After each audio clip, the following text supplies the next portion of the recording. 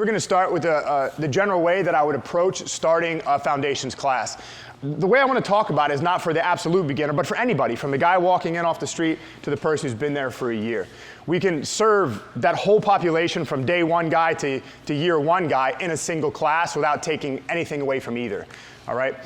So to start things off, anytime that I start a class, I always remember there will be one or two, maybe even three people there who don't even know what the hell jiu-jitsu is. They just heard it on Joe Rogan, they want to give it a shot. So every class that when I start something off, I always start with this like three-pronged approach. So the first is definitions. Where are we? What are we doing? Okay, and I'll give an example of that in a second. The second is the objective. Now this could change, but basically when we are where we are, what are we doing here? And then the third is the task. This is the thing they're going to be trying to do when they're within the game. So I'm going to give you an example of how I would start this process and then show you how we start at the foundational level, imagining that all you guys are just day one people. So if this were a class, let's say we're doing something like, we'll do pins. Pins are easy. So say, all right guys, today we're going to work on pinning positions. A pin is defined by a top player passing bottom player's legs and pinning them to the mat, either chest to chest or chest to back. Today, we're going to start with chest to chest pins. Now, our objective in this first game is to hold our partner on the mat and stay on top. In this game, you're going to fight continuously and there's no way to win. While staying on top and holding your partner down, you can move around your partner's body however you would like, but your only job is to stay on top and hold your partner down. Bottom player, your job is to push top player off and put them back in front of your legs. What this means is the partner's trying to push you away and put their legs back in front of you any way that they can. If the bottom player wins, change top to bottom and start again. So that's an example of definition. I told them where the hell we were. The objective is what we were doing with it, staying on top and holding our partner down. And then I gave them a task. Move around however you want, just don't let the guy up. I gave the bottom guy task 2, and now they're starting to learn jiu-jitsu. And that took, what, 90 seconds? So what was the objective? Huh? You gave 2 tasks. Yeah. Stay on top and hold your partner down. And there was an objective as well. That was the objective. So that's the objective. Yeah. I'm gonna like you. Yeah. We're gonna get along really well. Anyway, do you guys have any questions about how I set that up? Yep.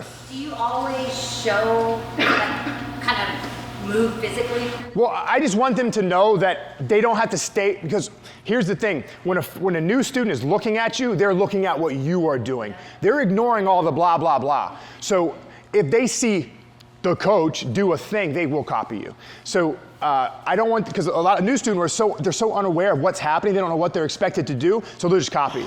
And so a lot of people will just stay rigid and they'll hold, but we want to say, hey, you can move around. I'm just showing you this because this is where we're starting. And sometimes I will prompt that, and that's why I typically show it. So again, we're starting chest to chest in this particular alignment, but we don't have to stay here. And then you can move around your partner's body however you'd like, as long as you stay on top and hold your partner down. You're welcome. Was there ever a time where you wouldn't demonstrate for some reason? No, so I do this thing with demonstration now. I always do it really sloppily and wrong, because they will do the same thing. They'll just copy what you just did. You know what I mean? So if let's say you give them a condition to operate within, and you start with a specific grip, they will literally copy you. And that's okay, that's not wrong, but initially I'm trying to break that expectation that you're copying me. I want them to learn that through engagement, we're gonna learn something about what's happening. Now, I don't sit here and give them a diatribe like I'm giving you about it, but it's just the expectation when the class has started. So if they start sloppily or wrong, then you see them kind of... There's no wrong. But so you start sloppily, then they kind of correct it because they know that they can't. Well, there's nothing, because the thing is, how do I know I'm holding perfectly? My partner's not resisting me yet. Right. So even if I show maybe my preferred grip, my preferred level of alignment, there's a lot going on that's not expressed just through the eyes. So again, but the point is I just don't want them to think that I'm doing something a right way, because they're already assuming that. You know, as coaches, they look at us as authority figures. And so cognitive disposition is already happening. So they're looking at you like, what is coach doing? You know what I mean? So anyway, I just don't. You'll never sort of play the game a little bit?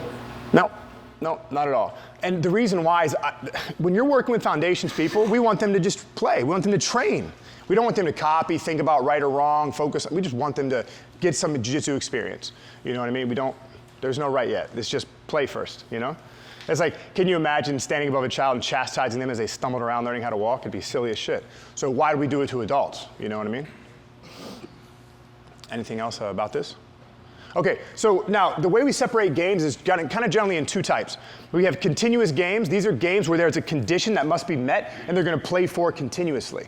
All right? Then the other type of game that we have are terminal games. These are games where we have an outcome that we want them to reach that ends the game. Now, the thing is you could have playing from top and bottom both having continuous conditions with no win criteria, but this could be tough for beginners. So instead, for beginners, even if we give one player a continuous game, we always give the other a terminal game, something that changes it, okay? Again, because this gives them some objective to work towards that makes doing the game more fun because, oh, I'm trying to do something. And it gives them a break when they start getting sort of overwhelmed or overloaded. They'll lose, they'll change, they get to experience something new. So continuous games and terminal games. You guys have any questions about that?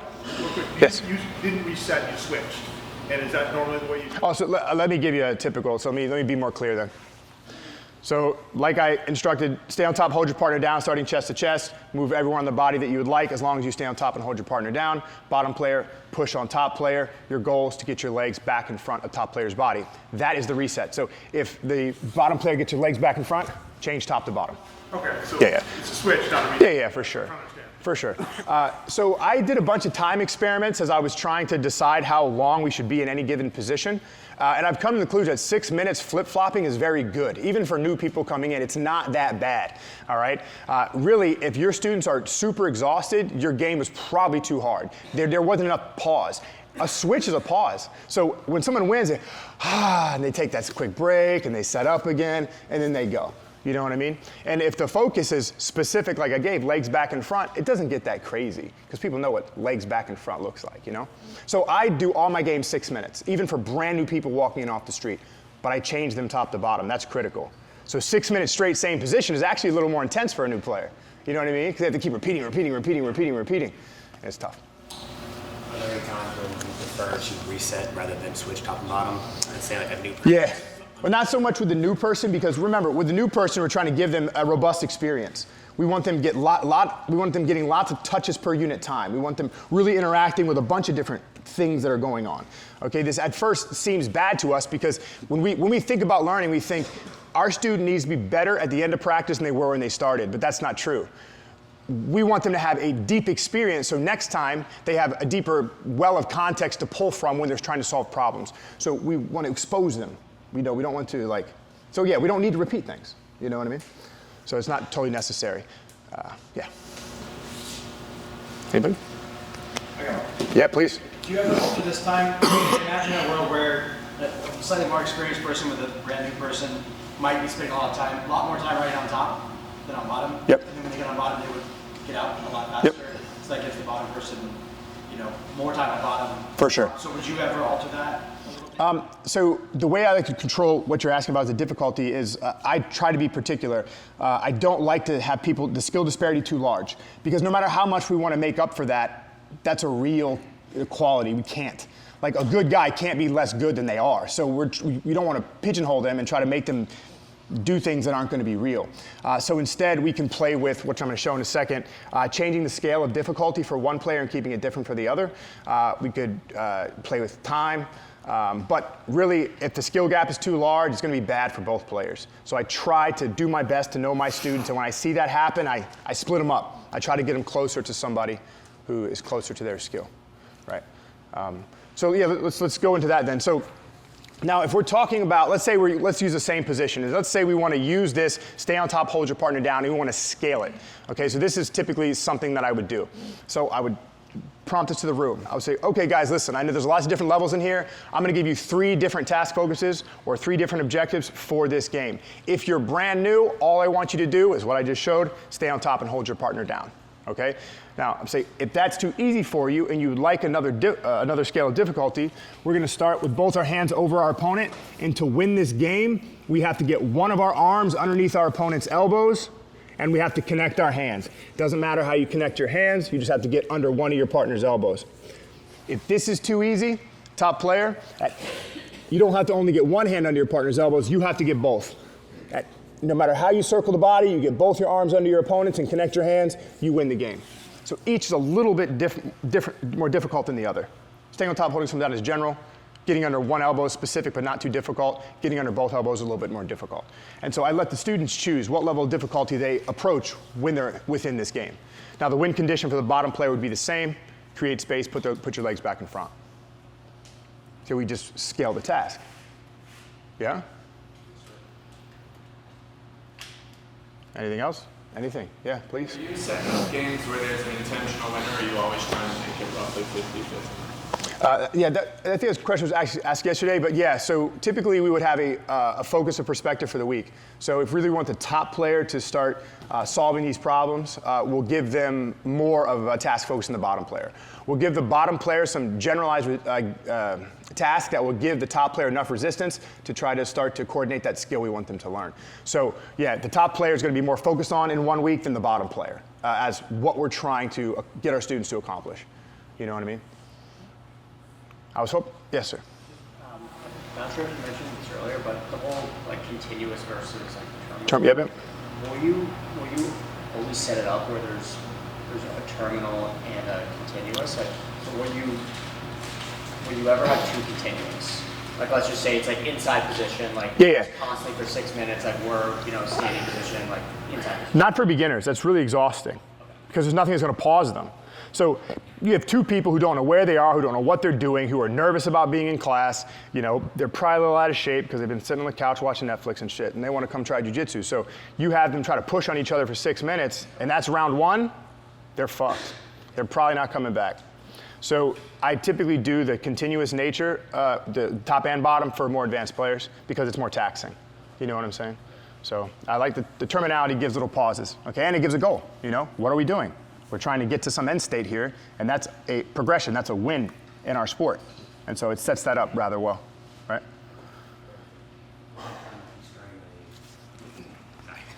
I just know your voice now, man. Well, for now. Yeah. When you're trying to constrain a more advanced student, whenever they're working with a less skilled one, like he was mentioning over, and you're working with that, when have you begun to constrain the more advanced student too far?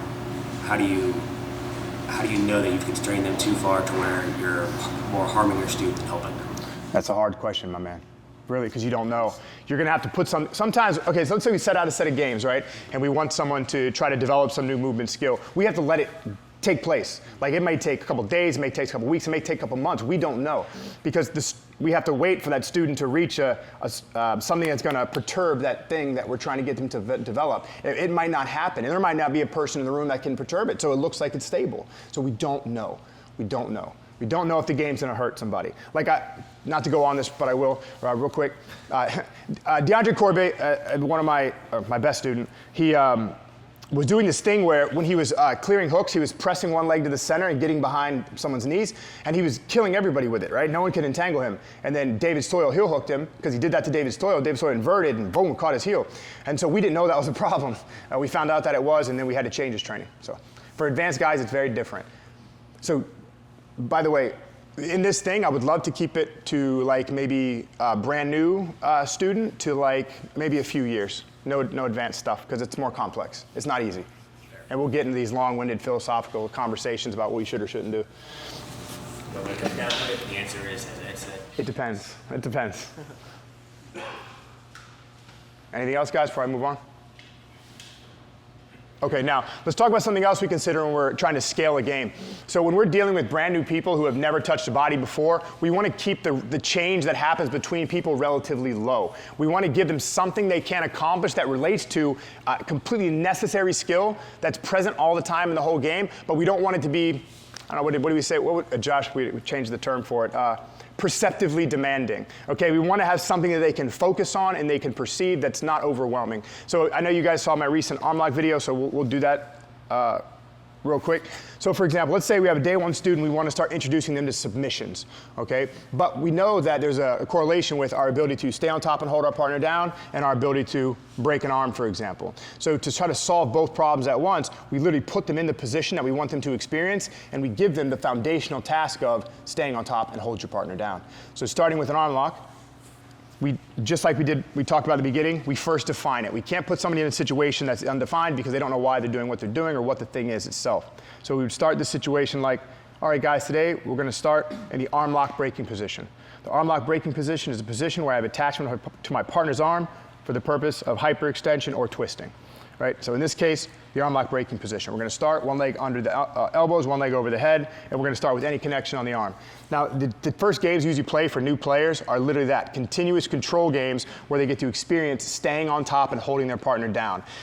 We typically start, bottom player, start hands connected. Your job is to get your back off the mat. Your job is to pull your elbow out. Top player, your job is to stay on top and hold your partner down. Keep their arm attached to you. There is no win condition. You play continuously until bottom player pulls their arm out and takes it back off the mat. And then you go. So male moves around. And they get to experience trying to hold their player down for extended periods of time. They're learning how to organize to stay on top, hold their partner down. They're getting to feel the function of their connections.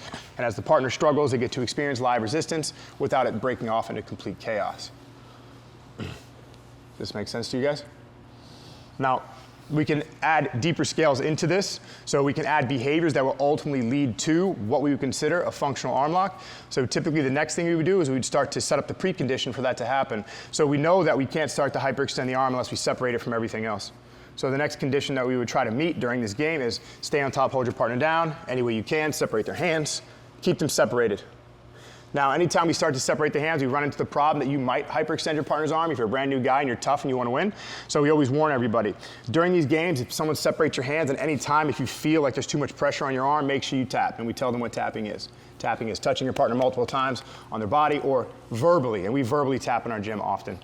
Yeah, tap so your partner lets go. No reason to get hurt. Make sense? Now, everyone wants to talk about finishing details. What about the finishing details? What are the finishing details? When we first start teaching people this behavior, the finishing detail is literally pull on your partner's arm until they tap. I know that sounds like, what the fuck, right?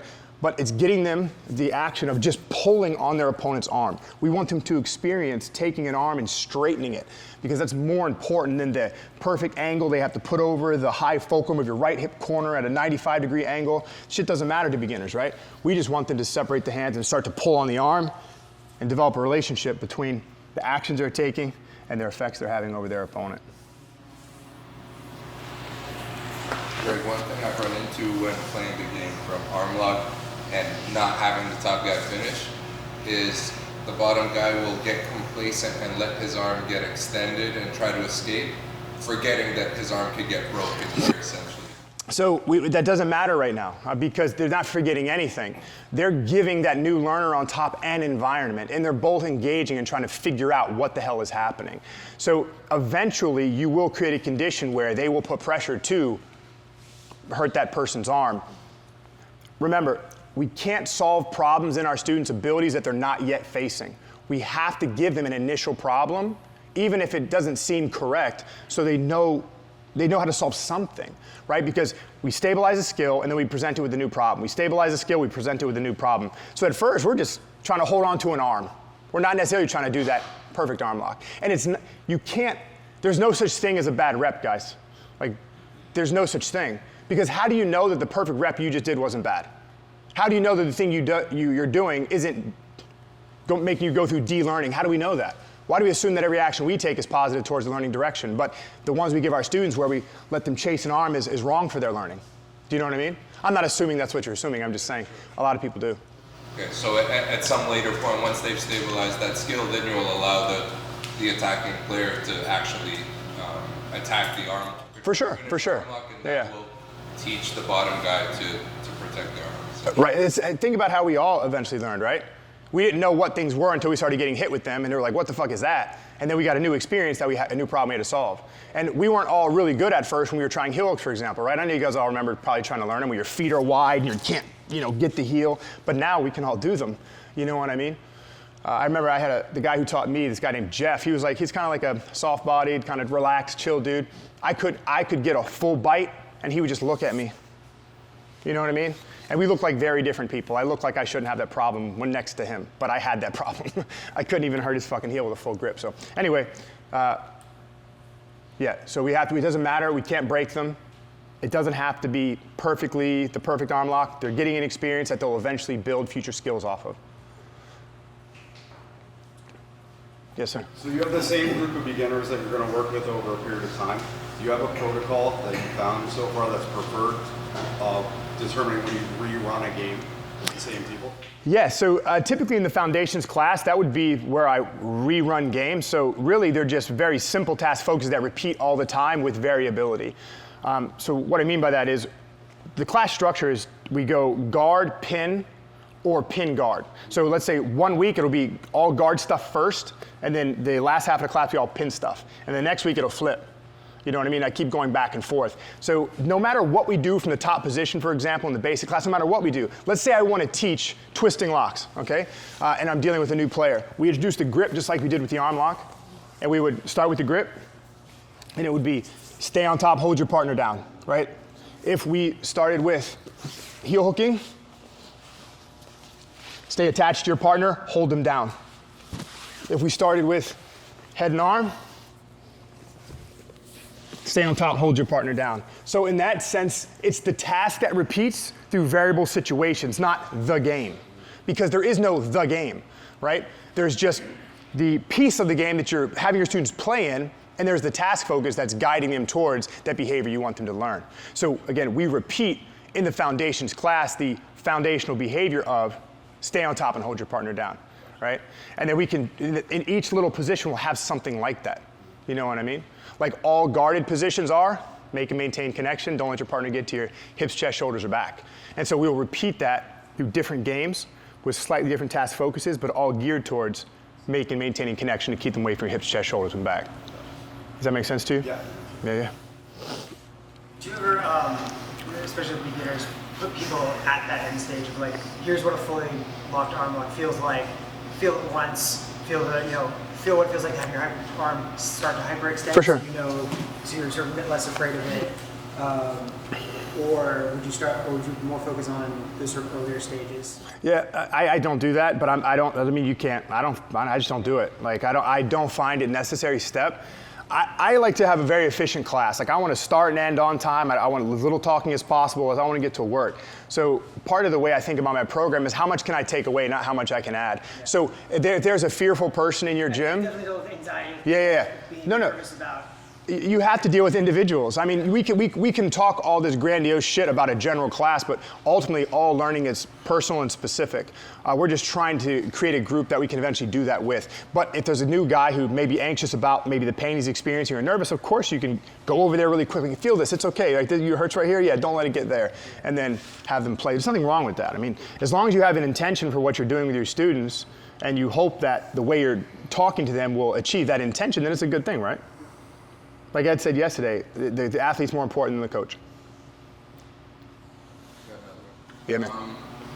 You mentioned that your classes are pretty short, so you're trying to be efficient and make best use of time. In my classes, I have a lot of time, 2.5 hours. We can just hang on the mats. So we'll usually do like a 3 games focus and then a context switch and do 3 games from there. And that will bring me to like a 45, 46 minutes. For sure. And so usually I'll make the rounds longer, right? But do you have any suggestions in terms of if you did have more time, would you work on an additional skill or an additional position from there, or how would you manage that? Well, it's funny. I don't have to look at the clock in my class at all. Like I always end at the same time every day.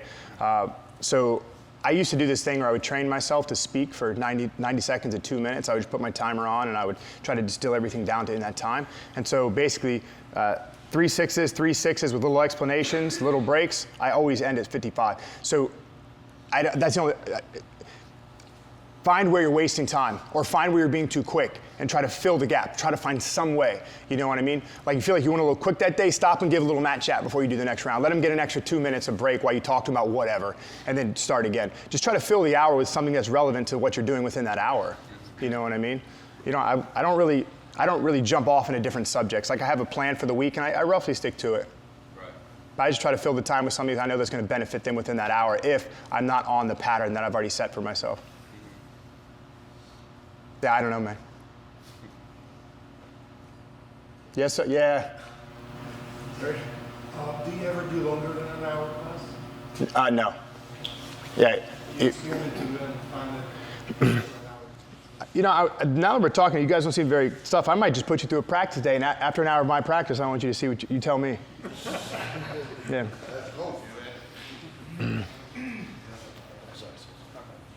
Yeah, let's do this. Let's just do it that way, guys. I don't want to bore you to death. You guys are all geared up. Let's fucking go. All right, so all right, what we'll do a typical foundations class here, and I'm going to treat you guys like you were my students for the first time. I'm also going to create, I'm going to do the scales for you so you guys can experience it yourself, okay? We're going to separate this into just two things. We're going to do some guarded work first. We're going to do some pinning work second, okay? So we're going to start easy game. Lay on your back, Noah.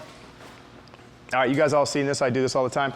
All right, so here's what we're going to do to start. Top player, or excuse me, bottom player, you're going to start in the belly up open guard. Basically, it means you're going to stay on your back, and you're going to keep your feet pointed at top player at all times. All right, top player, your job is going to be to take your hands and keep your partner's feet off of you. You want to make constant contact with your opponent, and you're going to try to keep their feet off of you. You can move wherever you like relative to your opponent. It does not matter, but you have to keep connected. I don't want you to disconnect to your opponent at any time. Once you make connections, I want you to at least keep one connection on your opponent as you work. For the top player, this game is continuous. At no time can you drop chest to chest or double knees down. Bottom player, your job is to use your hands and feet to connect the top player and make them fall down on their butt. Top player, if you hit your butt, change top to bottom. Let's start again. Grab a partner, let's go. Let's go.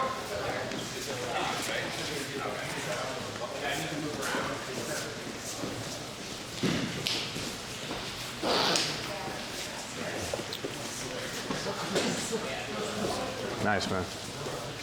Beautiful, beautiful, beautiful.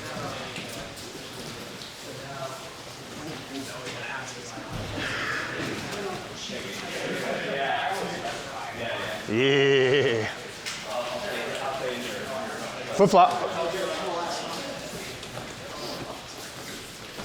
Good. Stay off your knees, no chest to chest.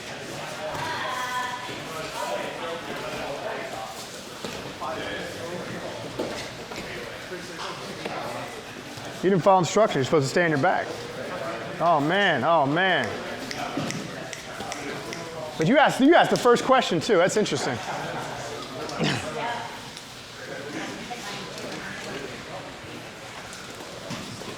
Touch it, constant contact. Hey, what's up, brother? How are you?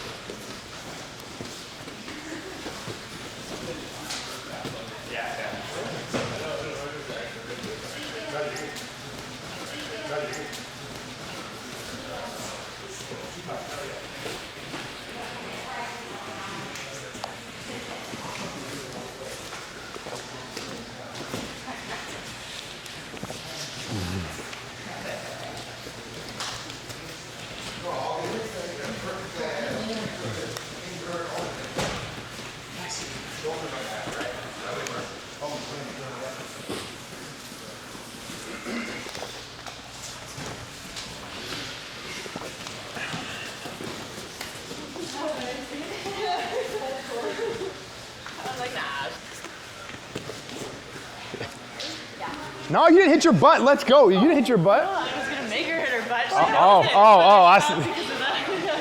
She knew it.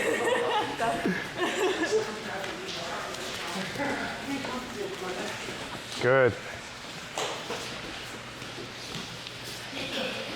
Clear the feet. Yes, good. Clear the feet.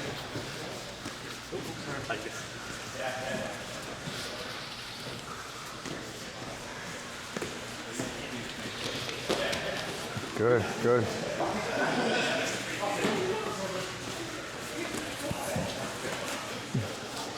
Yeah.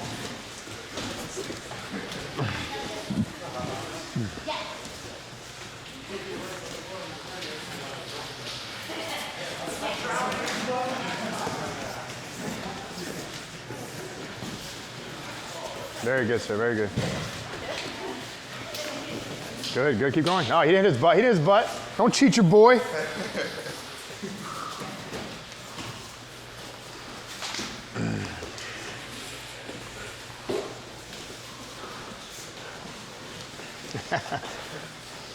Belly up, OnlyFans. Time, relax. Everyone stays on task. You chill. Okay, so that's an example of a continuous versus terminal game, right? The top player had to do something continuous, and they were constrained in such a way that you couldn't fall to your knees, you couldn't go chest to slow things down. You had to experience staying on your feet and using your connections to accomplish some task for an extended period of time. Now, continuous games are very helpful for helping us understand the continuous nature of the sport we play. As you guys know who've passed guards before, it's not, I get this, I get this, I get knee cut. You have to continuously fulfill specific conditions to create the outcomes we're searching for. And that's why continuous games are important. They help to build in this expectation of things don't happen in a step-by-step manner. They happen in a conditioned manner. Okay? Now, the bottom player had a terminal game. Okay? Their job is to put you down because if you're on your ass, you're not on your feet passing. Okay? So it's a way that the top player could quickly recognize, oh, I made a mistake. I am not fulfilling the conditions that were given to me, therefore I lose.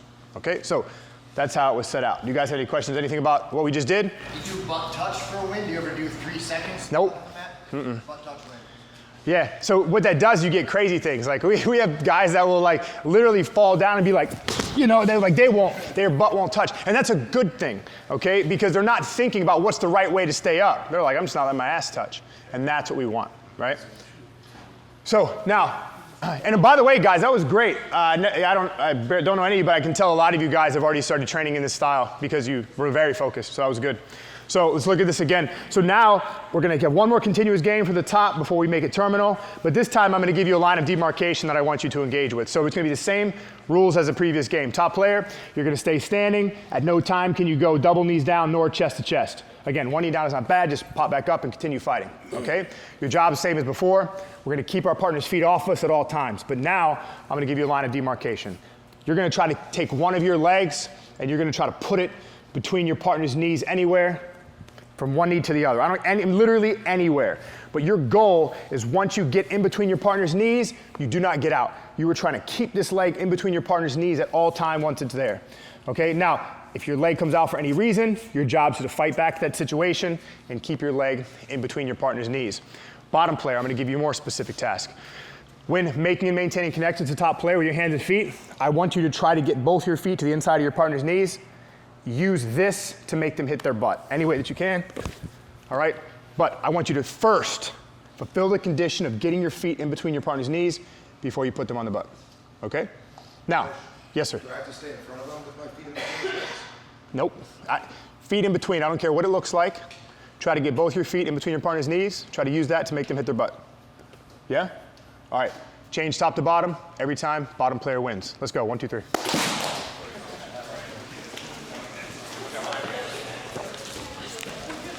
You can move however you want, as long as you fulfill the conditions. You can move however you would like.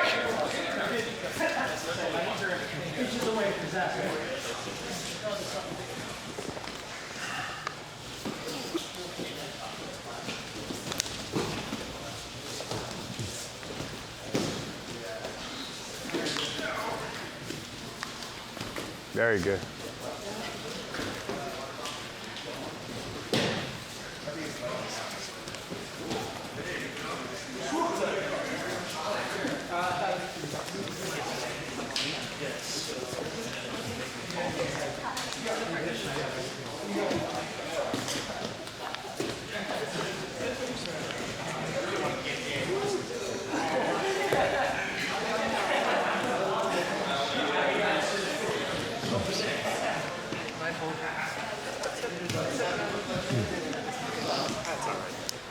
I've got a bum knee right now, so I'm falling.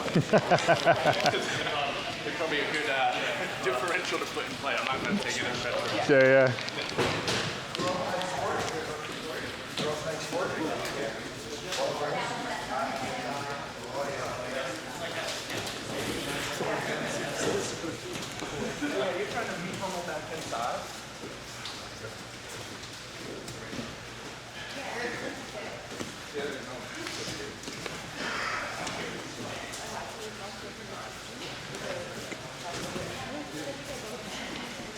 Is anybody working one out?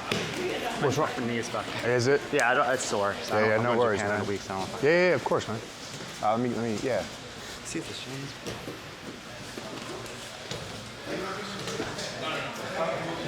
Wow, we're. Now his shoulders fucked.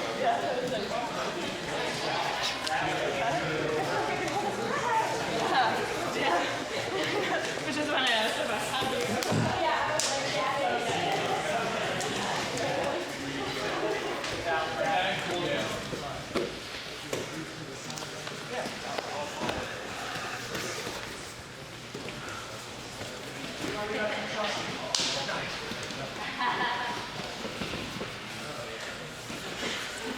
Nice head. Good, good. Short, long. I love this shit. Nice, Joey. Good.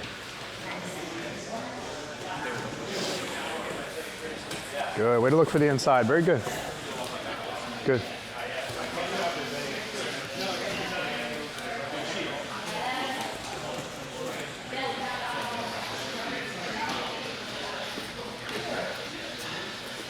Good. Yeah.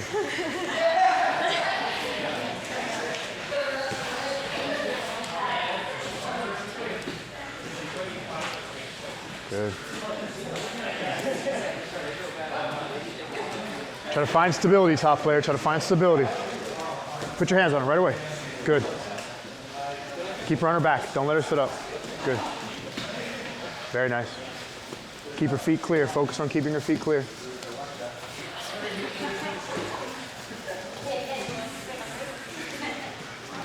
But this time, you can advance your opponent's knees any way that you would like. You're not constrained to only go through the middle. You can go in between or around your partner's knees at all times. Now, the idea here is the win condition is surrounding your opponent's hips. Now, let me show you exactly what I mean by that, by surrounding your opponent's hips.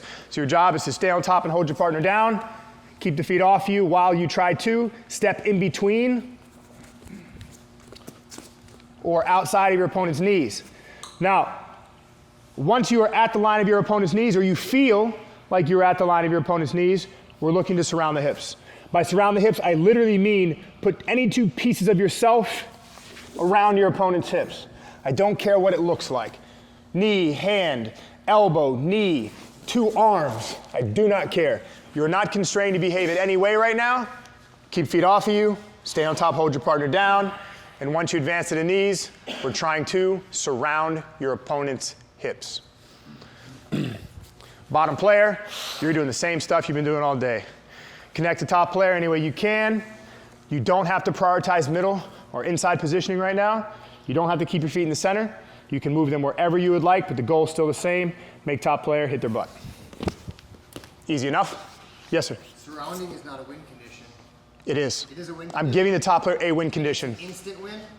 Yes. Okay. And 3 seconds, bro. I'm messing with you. Instant. I literally mean instant because the goal is what? Okay, I designed it this way so we have a very particular place we're looking at, and I want people just to experience getting there. Because right now, you guys are beginners, right? So, because you're the beginner class. Not really, I know. Very different game. Yeah. So again, because I don't want them to battle over, were they really at my hips? Man, put something around either side, you win the game. For surround, could I say cover 2 sides or cover 3 sides? Well, I don't like to add like 2 or 3 because, man, I'm counting at this point. Cover is great. Cover your opponent's hips. You can give me a visual example of what cover means, okay? But you start adding in, A hip, B hip, C hip. System 1, 2, 3, you start getting crazy. You cover like 5%. Oh, it was covered. I don't know. Yeah, we don't do a percentage, man. Let the humans interpret what cover means. Does it have to be connected around the hips? Like, no, you do not. I chose the word surround because that seems to make sense to most people, but cover I think might even be better. I might use cover now. You have to be past the knees though. Yes, sir. So let's just make that clear, right? So I'm assuming right now by telling you this, again, because if people have no exposure to closed guard, it doesn't happen, but I know you guys do. So this is not. Now, if we were punching each other, it would be totally fine, but we're not. So, yes, please don't dive into each other's closed guards. Like body lock position. What do you say? Body lock. Surrounding the hips, man. Okay. Surround the hips. Okay. Don't go into the closed guard. You guys know what that means. But for a new class, for a beginner class, you would give that condition. No, because they don't know what closed guard is. So I don't have to worry about it. Right. Now, if it happens, I'm like, hey, open your legs, man. Keep your feet on your partner. Remember, your job is to make connections and make them fall. Okay. So I would just Just correct them individually. yeah, for sure. Would go into like north-south and then putting both hands on hips. I didn't say, I literally said surround the hips. You guys are getting crazy on me. Man, just cover your opponent. Not surround, no, I'm sorry, wait. Cover your opponent's hips. I don't care what angle it is. Clear feet, get to knees, cover hips. Any way that you can. Can we cover and surround them at the same time? Shut up. If you don't want to develop a bad habit of getting sweat and There is no bad habit. let's say, I'm curious about that 3-second thing. Let's say you just got sweat. You allow 3 seconds to get back up. Yeah. Develops like an habit to not just accepting this. Yeah, we can do that later in different games. This game is not designed. No, so we would just try a different way to highlight. We'd amplify that error to give them time to correct, but not right now. We want to say, this is a loss, because I want you first trying to stay on your feet. A small thing, I know you guys are trying to get rest, you lazy motherfuckers. All right, you know. 1 second, let me get it, I got it. I want to practice, so hold on. The thing is we want to build a culture of staying on your feet, okay? Jiu-Jitsu guys essentially are soft. Like, you guys just like agree on too much shit. You know what I mean? So you're not comfortable with your feet. Everyone accepts the ground, you know? So that's why I make it a loss. Ass touch is a loss, you know? So you get more culturally confident. Man, I got to stay on my feet to win these games. And so you explore that more. That's why it's such a punishing win condition.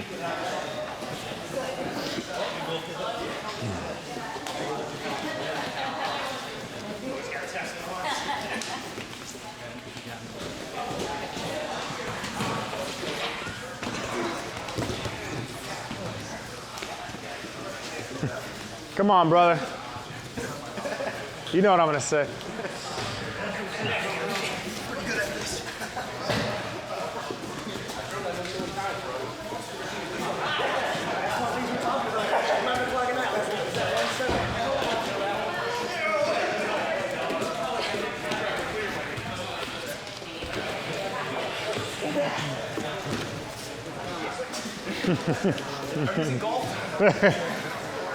Surround, engulf, and cover your opponent's hips.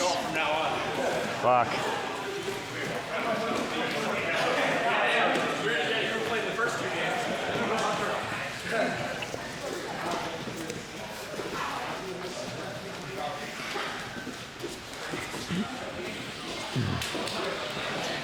Beautiful. Very good.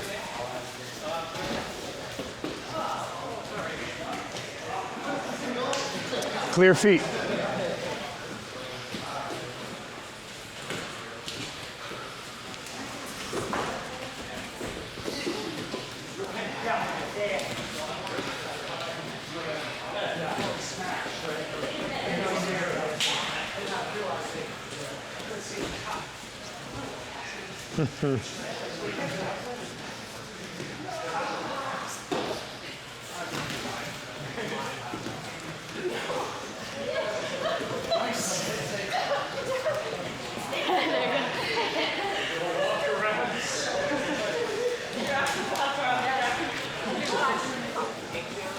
Don't fall. What did you say? What I would like you to do is use your hands and feet first. Let's say you wanted to get up, right? I'm giving you an example. So put your feet on him. Start to make him fall. Like now come up. Now come up as he's falling. Okay. You know what I'm saying? Something like that. Let's come in, my partner, for a second. Yeah. So let's imagine I wanted to come up, right? Make him fall a little bit first, and then come up, because that's a more physically certain way to make something happen. So we want the destabilization skill. So that's why connection to make them fall is what we're focused on, right? Not the specifics of a wrestle up, for example, but if you wrestle up when a body is falling, the likelihood that you achieve that outcome is higher. Does that make sense? Yeah, it definitely makes sense. I think so. I guess just in the constraints of the game. Oh, okay. Am I allowed to get up is what I'm saying. Yes, you are technically allowed to get up, but I want you to use your connection to make them fall first. To not get up. So there are a lot of questions on why I designed the games, and one of the things that's really interesting is hearing the questions you guys are asking. You are still so move specific. We really have to, and I know it's not easy to understand this idea of conditionality and effect, okay, because it's a newer idea in our sport, right? So remember, we had just conditions to fulfill. Keep feet off you while you stay on top and hold your partner down. Get two knees, surround hips. So it doesn't matter what that looks like. Forget what it looks like. For example, a good question is asked, What if my foot is still trapped? Are all the conditions fulfilled? Yes, sir. So it's fine. You know what I mean? It doesn't matter. So that's the idea. The idea is that the conditions that we're setting up, clear feet, get to knees, get to hips, have you seen a guard pass that doesn't have those 3 conditions? I haven't. I don't care what the order doesn't matter, because sometimes those orders change, right? But if those conditions are fulfilled, you see guard passes happen. And what we do is we take these common ones we see and we name them. But nobody ever names the conditions. That's the weirdest thing. Have you guys ever watched an instructor and wonder why they go, I move here, I move here, I move here, but nobody ever talks about what they're doing to their opponent? That's so strange. Anyway, conditionality can be hard to see at first, but as long as they're fulfilled, you win the game. Do you guys have any questions at all? Anything at all? Yes, sir? That encourages that externality that we talked about. That's right. We want them focused on what they're doing to their opponent, because that's what we're doing, right? We're manipulating another person. So why would we not be focused on those effects? Because that's exactly what we're trying to accomplish, yeah? Yeah? Yeah? Internal versus external. Well, for sure, because the world is outside of us, you know? The inside of us is a lie, right? You ever, just as a small thing you see sometimes, you ever see the student who's like training, but they're like this? I'm like, what the fuck are you looking at? Like, what's in there? It's like he's got the map of the person that's actually in front of him, but we prefer the map. You know what I mean? It's like they did this study where they had like a mouse running a wheel and they took it outside and it would just get on the wheel outside. That's kind of what you guys are like.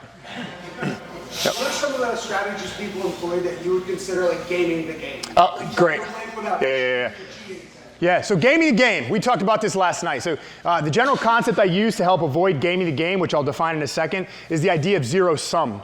So zero sum is simple because when you do play a zero sum game, zero-sum games are, in a simple sense, what is good for me is bad for you. What is good for you is bad for me. So as long as I'm doing things that are good for me, that progress my positioning, they're always bad for you, and vice versa. So when we design a game, we want to make it zero-sum. So for example, if my job, thinking in zero-sum, is to stay on top and hold my partner down, what should the bottom player's job always be? Or? There's no escape. It's not defined. What the hell does that mean? Become a top player. I'm a failure. Run away. If my job's to stay on top and hold my partner down, his jobs are to get up or put me on my butt. That's zero sum. I can't be simultaneously up and down at the same time. So that's how we avoid gaming the game. And an example of gaming the game, if you guys are unaware, would be something like this. I used the same example for him last night, close guard. You ever try to get people to, like, all right, top guy, no matter what, don't let them get to your head, keep your posture, and they go to get to your head, and the top guy goes. That's gaming the game. So we have to create situations where that shit doesn't exist. And little kids are amazing. They'll game the game better than anyone else. Yes, sir, last one, then we get back to work. So something that happens to me a lot in these kind of games is that for example, this iterating where I'm like trying to get my feet on the inside and she's trying to get her knee in. Yeah. And so her defense becomes so specific that I start seeing these like really interesting affordances of going around in a different direction. And someone's paying attention. It becomes really interesting to try and explore that instead. And for me, the idea of like the skill of being able to read and respond to what the other person's doing is, I don't know, more interesting than right. But would you have seen that if we didn't hyper focus on the other thing? No, I guess exactly. Not in the spirit of the drill to start exploring this other. So the thing is, you guys are worried about learning it all at once. So the idea is that you just exactly said why we do it this way. So if I give you something very specific, sometimes you will see new information. And so next time you play, you have a new perspective. And if we say, okay, guys, this time we're not going to focus on inside, we can go legs everyone. You just remembered, man, if I go inside, sometimes they get so specific, the outside becomes available. You now saw something for yourself that you can now explore and take into the games you play, right? You just enhance your perspective by using a narrow focus and then expanding it back out to something general. This is why, again, learning is nonlinear. It's spherical, it changes, it goes around. This is beneficial. Like, so should I not start exploring that in that drill? Of course, because the drill's not designed to do that. So just stay within the constraints. Now, again, this is not a hard rule, but come on, if we're going to use a system, let's stay within the system and, break from it when it's not being utilized, right? Right? I'll think about it. Cool, man. Cool. All right, let's get to work. So now we're going to leave guarded situations and we're going to go into pinning situations. Now, in this pinning situation, I'm going to give you guys a scale. Now, since I know you guys all have experience, I'm gonna give you 3 different win conditions. You guys get to choose your level of difficulty in this game. Now, we're gonna start chest to chest with both our hands on the opposing side of our player. So, easy win condition 1, we said it earlier. Get one of your arms, any arm, underneath your opponent's elbows and connect your hands any way that you can. I don't care what the connection looks like. You just have to connect your hands while being under your partner's elbow. That's the first one. So, if you want to be easy. Second win condition. Getting under both your partner's elbows and connecting your hands. If that's still too easy, the final one is 3 conditions you have to fulfill. You have to be under both your partner's elbows, chest to chest, or under both your partner's elbows and cover the hips. This also includes rotation, chest to back, and covering your opponent's hips. So you have to fulfill the condition of getting under both your partner's elbows and covering the hips while maintaining chest to chest or chest to back contact. So choose your scale, I don't care. Single underhook connected hands, double underhook connected hands, or connected hands, or double underhook connected hands while covering the hips. All right, bottom player, we'll make it easy for you. Your job is to move any way that you can to create enough space to get your legs back in front and get your back off the mat. This includes sitting up, this includes standing, this includes reversal, which means going from bottom to top. Change top to bottom. Every time somebody wins, choose your scale of difficulty. Let's go, 1, 2, 3.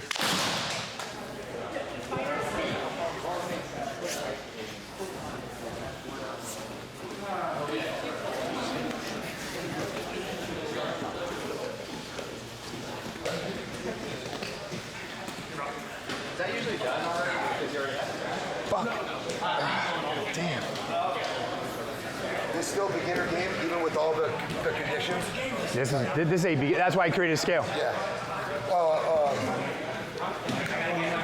So that's like the thing with like my purple belt, brown belts, like fucking stay, just like, it's the scripture, right? Like these guys read the scripture literally. So if I say this is the constraint, can you just read it literally, right? Like stay constrained, right? And For sure. Then they just fucking hammer it into them, like stay on task, keep your attention, because pay attention. You want a constraint? No, I understand. It's what I'm saying, so we can explore in a space, and you want to urge them. Yeah. We're exploring this space, just this space today, guys, you know? That's it, yeah, because tomorrow we'll add. Yeah. Next week we'll add. Great, yeah. Like you said, like we're not learning everything This guy at once. wants to fucking learn the whole art of Jiu-Jitsu in one day. Yeah, like patience. Yeah. This is what progression and perseverance. That's These right, are the man. 2 philosophies of Yeah. Jiu-Jitsu. Yeah. So we just have to like have a few more people to convince. Yeah. I just need a few more like keywords to convince. Yeah, man, keep asking, bro. Keep asking. Otherwise, we're right there.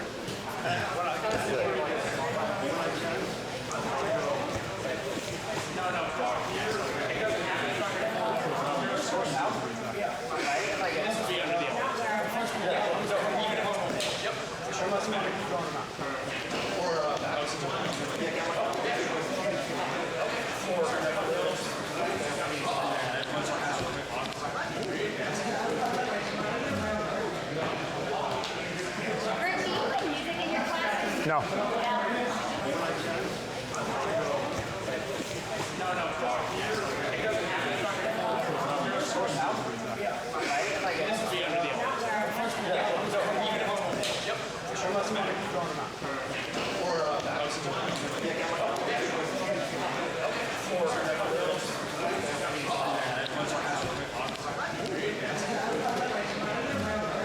Hey, real quick, we're gonna move to our last situation. But before we do, does anyone like to ask anything about the previous game and how we chose the scale? Anything about it itself? Anything you experienced that you were curious about? Yes? Within the guarded game, are you specifically looking to maintain for the bottom player open contact hands and feet, or are you allowed to close the legs in a half guard situation? So the thing is, again, I'm not looking for anything specific. I want the student to explore. We're talking about a foundations class. In a foundations class, we want a lot of touches. We want a lot of exploration. As long as they're staying within the constraints of what we set, we leave them alone, okay? Again, they need to make decisions, make choices, take action, and see the effect of their actions, both success and failure. They are the same thing. Yes, my man? Is half guard a win condition? If you surround the hips, it is. If you were to surround the hips, it would be. So it's not half. Half guard is defined by any guarded position where the bottom player has 2 legs wrapped around one. It doesn't necessarily denote hip connection. So it couldn't be a win because you're not surrounding the hips. We were talking about the guarded game. Like any two-leg position, look, reverse De La Hiva is fucking half guard against a standing player. Like, look, watch. If I go to my knees, oh my God, look where we end up. What? Oh goodness. Holy shit. What should we call that guard? Anyway, all right, now the next game the last game we're gonna play today is gonna be chest to back. Okay, and we're gonna have a same win condition, but this time I'm gonna give you a different type of scale I create. Okay, so we create two types. One is choose your own level of difficulty. This time I'm gonna make the difficulty, if you don't win, you have to keep the situation, you can't move on. So, how we're gonna play chest to back, let's start easy. Hooks inside, over under grip. This is gonna be our starting position. Now, the focus of the top player at all times, this is just a condition you have to maintain, is chest to back contact. No matter what else happens with your hands and feet, you continuously play as long as you're able to, keep your chest on your partner's back. Goal of the top player, and I'm giving you a very specific goal, everyone to follow along with this. The rear strangle, you don't even have to finish it. Okay, so the tasks for the rear strangle are, you're trying to take your overarm, you're trying to take that hand and put it on your opponent's back. So the first condition for the rear strangle is touch your opponent's back. If you're able to touch your opponent's back with the overarm, that's your first task. Second task is to lock it in place by putting it in the bend of your other arm. Hide your hand. If you get this grip, you win the game. You do not have to finish it, okay? Here's the deal. Starting here, hooks in, rear strangle grip, wins the game. If you win, you can take the hooks out for your next game. Same win condition. You don't have to put your hooks in, but you're starting without them. Same thing. You get the rear strangle grip, you win the game. If you're able to win, all fours. It's your next starting position. Same end goal. I'm not telling you what to do in the interim. Do whatever you want. But again, your only focus is maintain chest to back contact at all times, no matter what your connections look like. And the win condition is the rear strangle. Touch the back, lock it into place, you win the game. Bottom player, at all times, you're trying to do one of two things. Put your back on the mat, or turn to face. That's it. Okay, again, you can't move from one position to the next unless you win. So if you lose with the hooks in, you gotta restart with the hooks in. You understand? You're still switching top to bottom each time? Top to bottom every time, but if you win, next time it's your turn, you change the starting position. But only if you win. If you lose, you repeat the starting position when it's your turn. The first one is just this. If you just get your hand behind They're all the same win condition. You guys have regular jobs too, right? I hope none of you guys are lawyers or doctors or anything. So, the win condition is the rear strangle. We're guiding that task through, touching your opponent's back with the overarm, locking it in place by grabbing the crook of your elbow and hiding your hand. That is the win condition for all three games, regardless of how you start. I'm not telling you what to do with your connections, but the job is to maintain connection, chest to back. When you win, go to the more difficult condition. If you lose, repeat the current condition. Defending player, put your back on the mat and turn to face. You guys with me? Let's play. 1, 2, 3.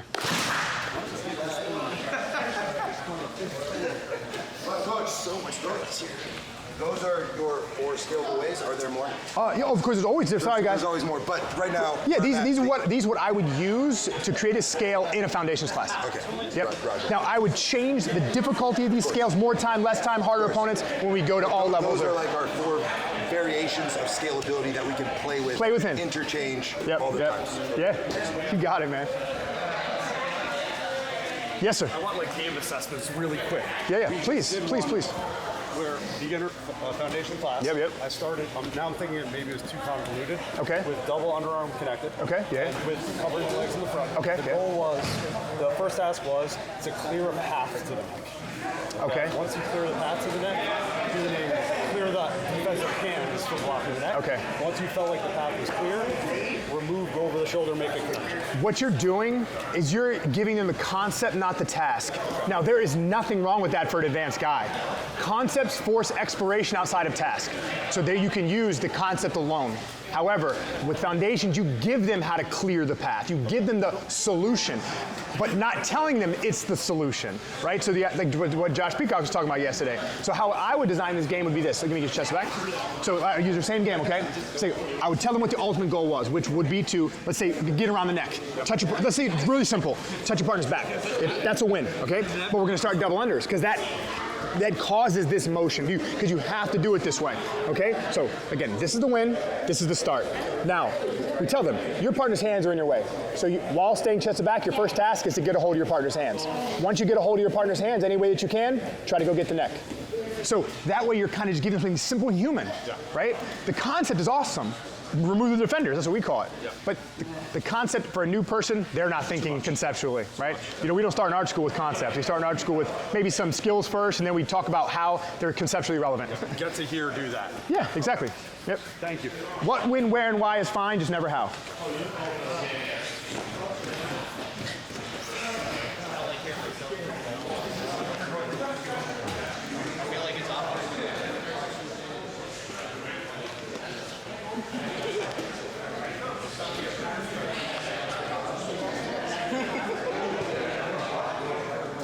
You gotta stay behind him, girl. Come on. All the way to the leg. Anytime somebody pins you with your legs, go to their legs.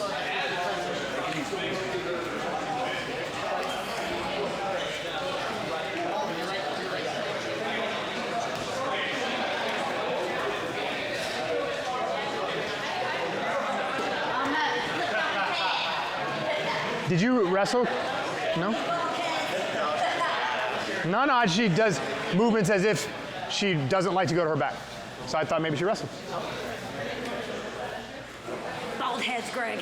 Nah. We need strategies. Defeat the bald. No, man. It makes it more powerful. You don't know that. Bruce Willis, Ed Harris, these are powerful men. They're all bald. Yeah.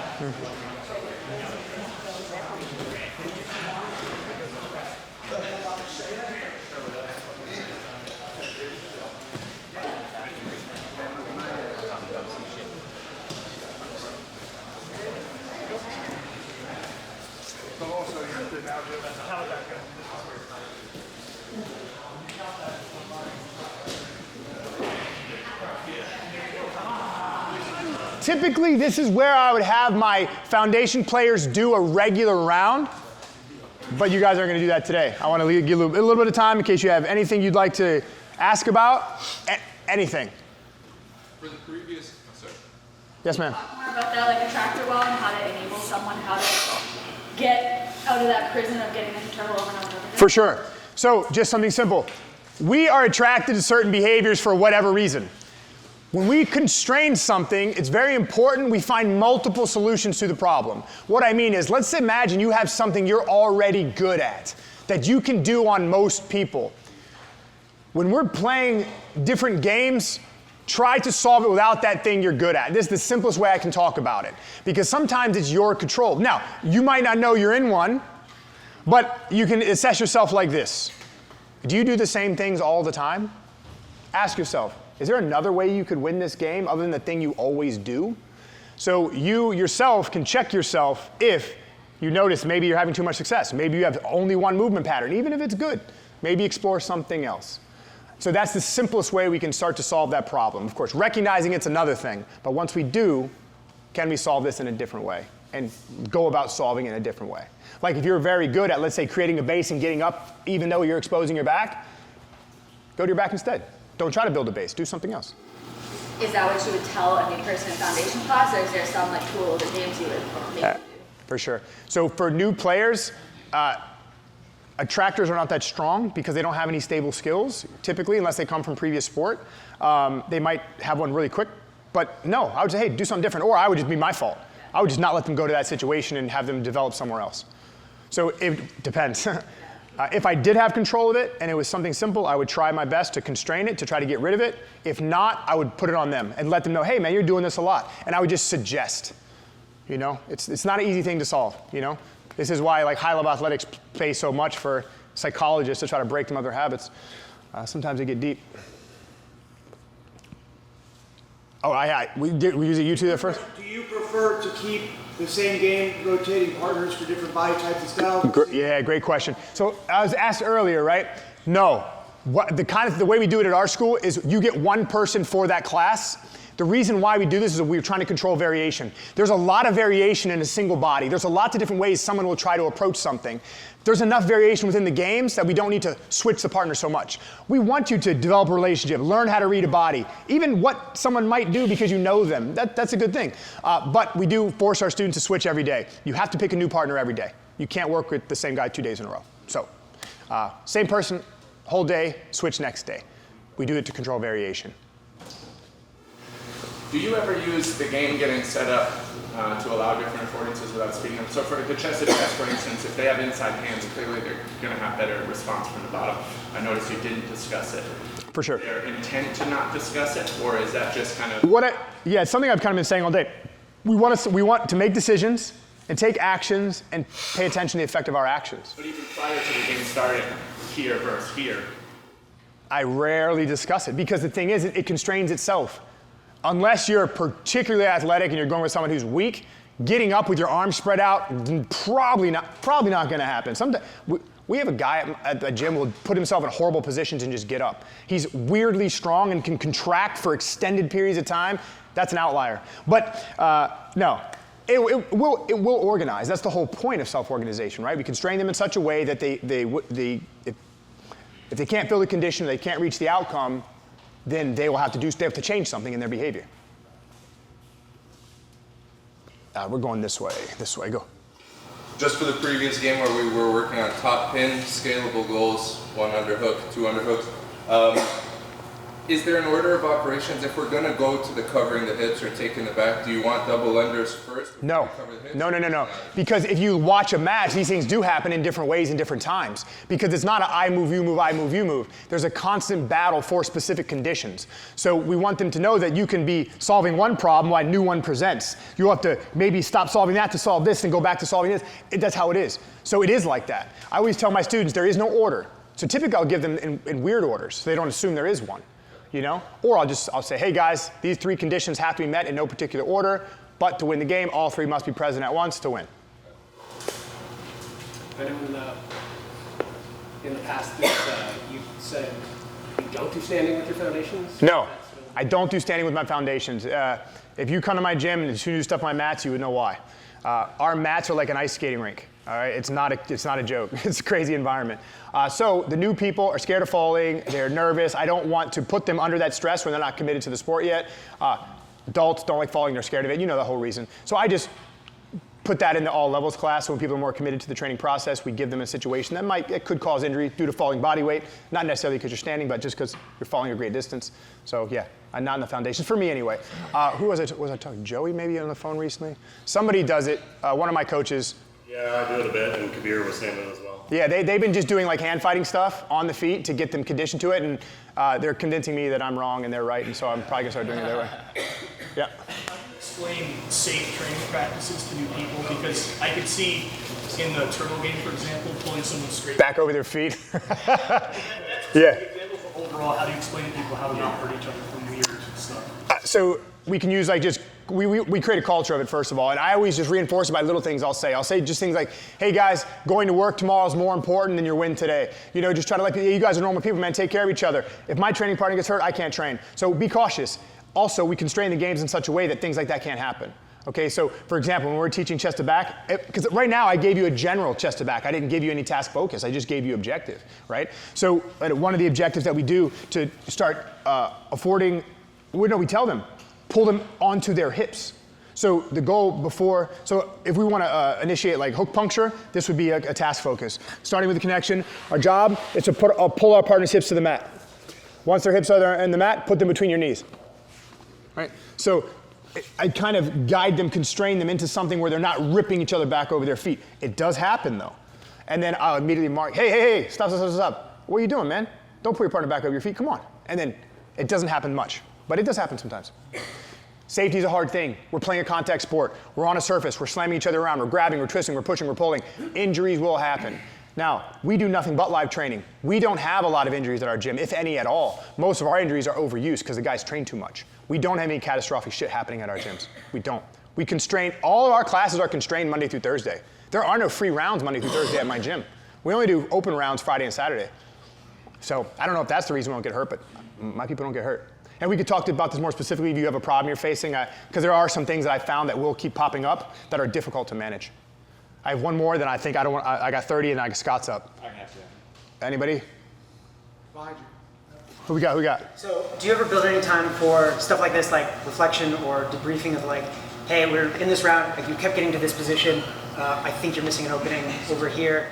No, because it doesn't matter that I don't need to see the opening. They need to see the opening. So if I do sit around and have a discussion, I would prompt them to see things differently. And I don't tell them what I see. I already know how to do this shit. My goal is to get them to see what I see so I can get them to me or better than me. So when we do sit around and have mat chats, we talk about things generally. Maybe we'll do a question and answer, and typically I'm a question guy. If Noah says, hey coach man, I'm struggling here, I ask him questions and make him answer it. I don't tell him what I know to be true. I let him discover it, and I try to use the Socratic method to do so. But no, I don't tell people well, I see you could have done this here. No, man, that's me. I don't know what it's like to be you. You don't like to be me. So. And you don't build that into any classes at all? No, because first of all, we only have an hour, and I teach all my classes. I don't have time to sit around and bullshit. A lot of people have serious jobs where I am. So basically, here's the hour. Come in, get out. If you want to stick around and chat, maybe I'll have a mat chat that day, but I tell everybody, hey man, you don't have to listen to me babble. The second this class is done, get the fuck out of here if you want. It's not disrespectful to not listen to me, but hey, I'm sticking around for an extra 50 minutes talking. If you want to get some information, stick around. If not, go home. So I do it. It's just I don't impose it, and I definitely don't impose my own view on my students. I help them find their own view so that they can see what I now see through their own discovery.